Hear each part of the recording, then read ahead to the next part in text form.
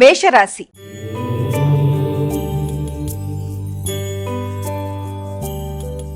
అమ్మా, ముందుగా మేషరాశి వారికి ఈరోజు ఏ విధంగా ఉండబోతోంది?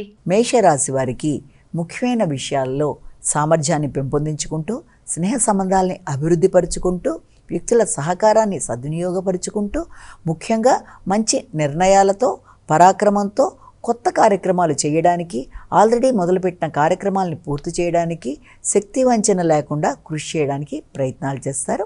ఆ నేపథ్యంలో వ్యక్తులతో వీలైనంతవరకు కమ్యూనికేషన్లో ఇబ్బందులు కలగకుండా జాగ్రత్త వహించాలి. విద్యార్థులు విద్యాపరమైన విషయాల్లో కూడా అభివృద్ధికరంగా ముందుకు వెళ్ళడానికి ప్రయత్నాలు చేస్తారు. అయితే నైపుణ్యాలని పెంపొందించుకోవాలి. అదేవిధంగా వ్రాత నైపుణ్యాలు కావచ్చు, పఠన నైపుణ్యాలు కావచ్చు, వాటిని పెంపొందించుకోవడానికి ప్రయత్నం చేయాలి. దగ్గర ప్రయాణాలకి అవకాశం ఉంటుంది. సంతాన వర్గం అభివృద్ధికరంగా ముందుకు వెళ్ళడానికి ప్రయత్నాలు లాంటివి చేస్తారు. సృజనాత్మకత అనుకూలంగా ఉంటుంది. తల్లి యొక్క ఆశీస్సులు లభ్యమవుతాయి. వృషభ రాశి.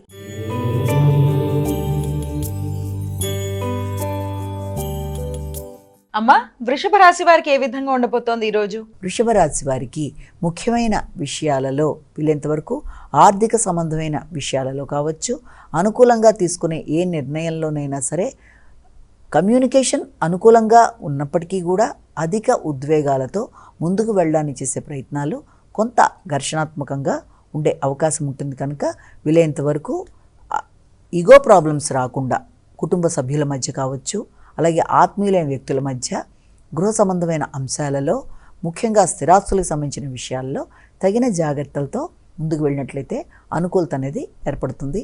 మాటల్లో పౌరుషం, నాయకత్వ లక్షణాలు అధికంగా ఉంటాయి. అదేవిధంగా సంతాన వర్గంతో ఆలోచనలు చేసి కొన్ని నిర్ణయాలు తీసుకోవడానికి ప్రయత్నం చేస్తారు. ఆర్థిక సంబంధమైన విషయాల్లో కూడా తగిన విధంగా ప్రణాళికతో ముందుకు వెళ్ళాలి. మిథున రాశి.